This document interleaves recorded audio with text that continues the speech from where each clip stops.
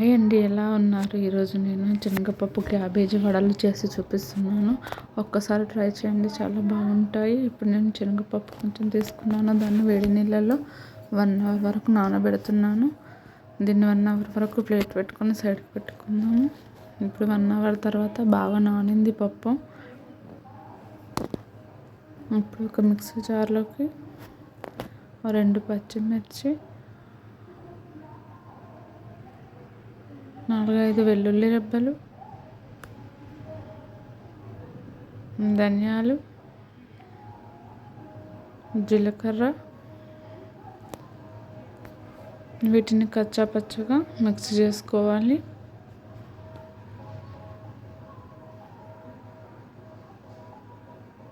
ఇప్పుడు దీన్ని ఒక గిన్నెలోకి తీసుకొని పప్పుని కూడా కచ్చా పక్కగా మిక్స్ చేసుకోవాలి.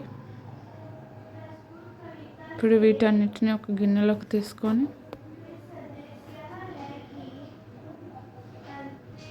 ఇప్పుడు మనం మిక్స్ చేసుకున్న పచ్చిమిర్చి, వెల్లుల్లి అంతా ఇందులో వేసేసుకోవాలి.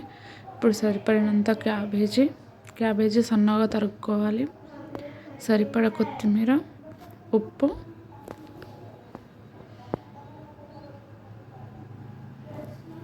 వేసి ఇదంతా బాగా కలుపుకోవాలి. కొంచెం జీలకర్ర కూడా వేసుకుంటున్నాను. మిక్సీ చేసినప్పుడు వేయాలి, ఇప్పుడు జీలకర్ర వేయాలి. అప్పుడు పంటి కింద పడి బాగా టేస్ట్ వస్తుంది. ఇప్పుడు కడాయి పెట్టుకొని ఆయిల్ వేడి చేసుకుంటున్నాను.